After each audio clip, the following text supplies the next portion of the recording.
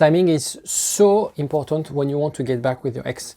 If you talk to your ex too early after a breakup, they will be annoyed. If you talk to them too late, they will be probably away and gone forever. So in this video, I'm gonna explain you exactly how you can know whether your ex is ready or not.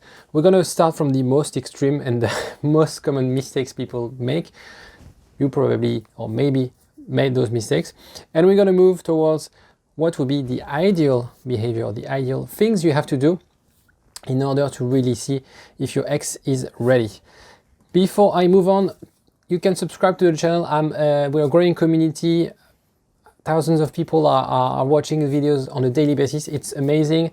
Comment if you have any question or any on the video or anything you want to share.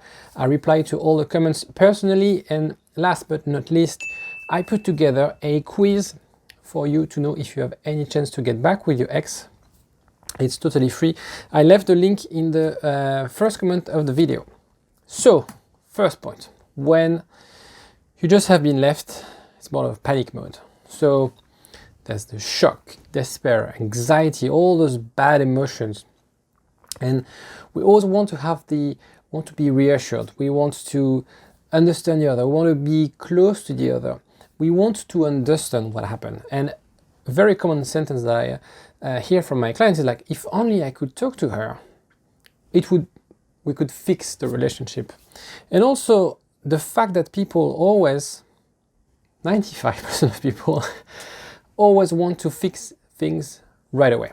So there was a breakup and they say like, okay, the sooner we get back together, the better it is. Both these things are wrong. It's not how it works. I'm going to explain you exactly how it works, looking at what's going on in your ex's mind, in your ex's brain at the moment. So what you usually do is you start to beg, you start to cry. Maybe you have like negative thoughts and ruminations, all these kind of things that leads nowhere, right? So it's not the right thing to do. Why? They don't hear anything. The thing is, what you have to understand is you both on different timelines, and I'm going to cover that in the next point. But whenever you contact your ex just after the breakup, you're a bit annoying, like a bit like the kid like asking his mom or his dad, can I have a candy? Can I have a candy? Can I have a candy? Can I have a candy? It's super annoying. So they wanted to be free from that relationship, and having you pinging them, even if it's nice words that you say. I'm not saying that you're arguing or being nasty with them, but it's going to be annoying for them. So what's going to happen is that they answer nicely, yeah, sure, blah, blah. And then slowly they're going to be a little bit more mean or nastier. And you could hear things like, leave me alone, I don't want to hear about you anymore because you pushed this too much. Don't be too scared, there's a fix for that. They have been, and that's what I mentioned, they have been planning that for a while. And this is why after a breakup, we are on different timelines. They had the thought of breaking up with you months ago, weeks ago, depending on your relationship. And so when they announced you that they wanted to break up, this was news to you. Maybe you saw it coming, but it was a shock. But when they announced it, it was not a shock. They had like weeks and months of thinking and planning, and maybe what they wanted to say, where they wanted to say it, how they wanted to approach it. They tested things along the way to see whether their decision was the right one. And so at that time of the breakup, they don't have all these ruminations, all these thoughts. They know. They analyze this. They know maybe they're wrong. They are surely wrong. But they had made some assumptions, and now they make the decision. And they took the leap, and here they are. Here you are. And so what happens is at that breakup, because they made all this effort, and it's really painful to break up with someone because you don't want the love of your life to suffer, because that's what it is. They loved you. You were in a great relationship, and they decided to break up with you.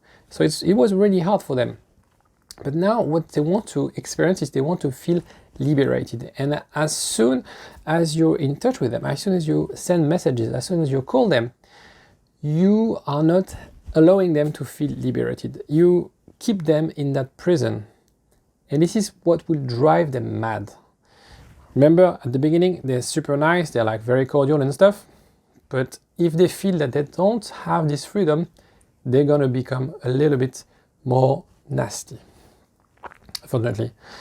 And the thing is, the assumptions we make is we should keep in touch. It's so essential, because if I lose touch, if I'm not around them, they're gonna be gone forever. Again, we send SMS, we try to have a chat, we want to explain, I screwed up on this, I shouldn't say that.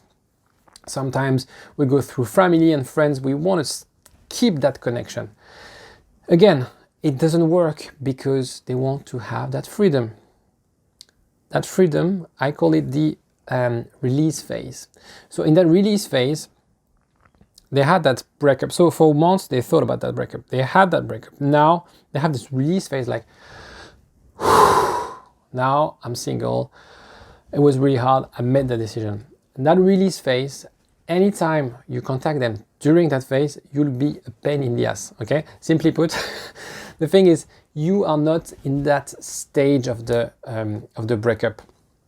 They are enjoying, and let them enjoy that freedom. And this phase is about 2 to 12 days. You are the person, as I said, who wants to put them back in jail, because in prison, because they want to have that freedom. So the more you talk to them, the more in prison they feel, and the more nastier they become. So they become frustrated, and they think that they are free for life, which is not right, but at the moment that's how they feel, and they may respond with hate, as mentioned. By doing that, and I know most people do, you would really, really hurt your chances to get back together. So when if you're watching this and you're thinking, actually, no, my ex or my boyfriend or my partner just broke up with me yesterday, I need to stay in touch with him because now he's going to meet other girls. No. Let him experience that breakup. Let him experience that freedom, because you're not in the same timeline. For you, that's something new. For them, it's not something new. Let them have it. And we're going to rebalance this with time. Again, it's 2 to 12 days. It's not ages you have to wait for. And I know it's really hard, but this is what works. The thing is, what happens is the loss of emotional attraction. So there's the physical attraction, having sex and things like that. But before, in the past, they would have made an effort to come to you, to understand, and it's gone temporarily. They don't have anymore that emotional attraction. This is why it's so important for you not to contact them during that phase. Even if you solve the problem, you argued that, I don't know, I didn't have a job, or I was lazy, now I have a job, let's get back together. Don't rush things. If you continue, you won't get any answers, as I mentioned. You'll push them away, and that's the most common case, and it will interrupt their time of freedom. So let's say it's 2 to 12 days. Let's say it's 12 days, usually it's 10 days. 12 days in that phase. As soon as you interrupt that phase, you're going to start again. So let's say you wait 5 days and you contact them. Well, you add 10 days to those 5 days, and it's never ending. And actually it's going to be even worse, as I mentioned. So let's get to what you have to do. Staying in radio silence, no contact, whatever you call it, it's so important. If you don't know what it is, watch other of my videos. I'm explaining a little bit more in detail what it is, how to do it. If you have any other questions on radio silence, feel free to comment. I have plenty of questions by email as well on this topic. But yeah, let them enjoy their freedom. This is what you have to do. And it's hard to do, but it's what works. Wait for the moment when they are attracted again.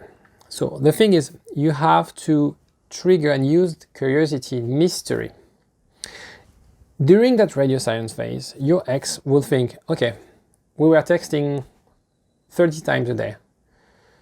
We broke up, he was still texting me, and then all of a sudden he didn't text me anymore. And now I'm wondering, it's been 15 days. What is he doing? It's been 30 days. Why isn't he contacting me? What's going on in his life? This will create mystery. Our brains are structured in a way that we are very curious. And that's how we found food, and when we were hunters and gatherers, we are very curious, and so we hate not to know. And your ex, despite what has been said, despite the reasons of the breakup, he or she would be very curious to know what's going on in your life. If you tell them, if you speak with them every day, you cannot trigger this, you cannot tap into that part of the brain that really loves curiosity. So mystery is so important. So the end of the release period, look at this puppy, so cute. What you'll get, it's funny because it always works like that.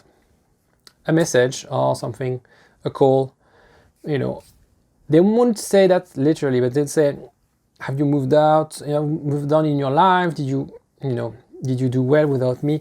All those kind of things that they think, they might not say that, but they think like, okay, I was a bit harsh on them, on him or her. I broke up with him.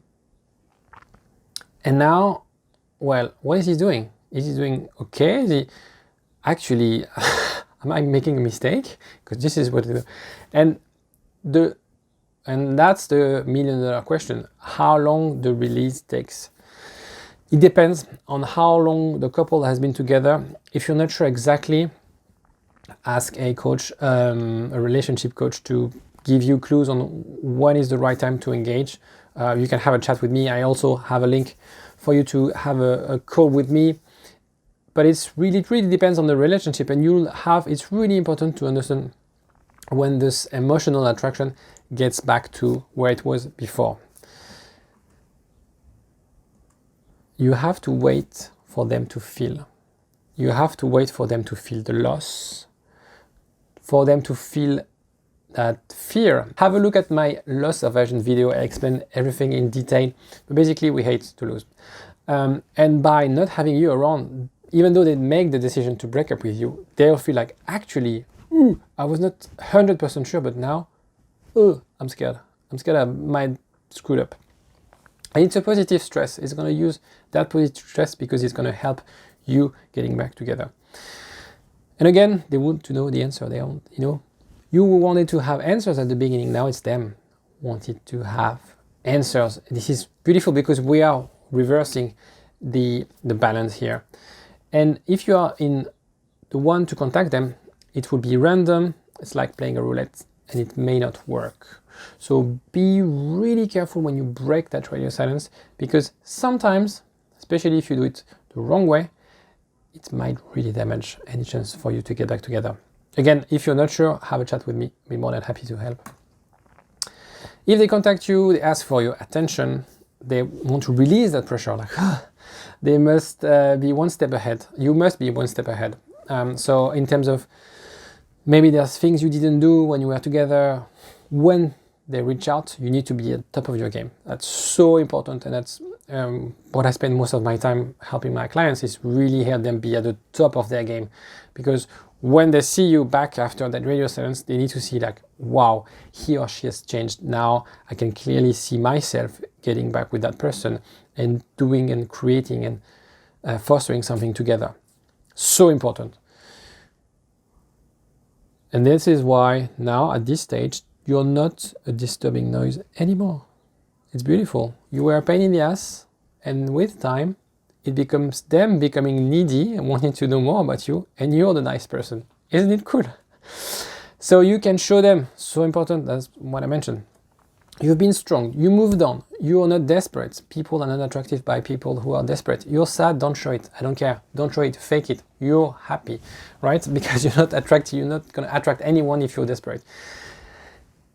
You can see if they're interested with the tone, the curiosity, and that emotional attraction. Again, if you don't know exactly the signs, get in touch with me, I'll help you out. Key takeaways here. Remember, you are not on the same timeline after a breakup. They were in that breakup zone way before you. Time is therefore the best tool to recalibrate things out.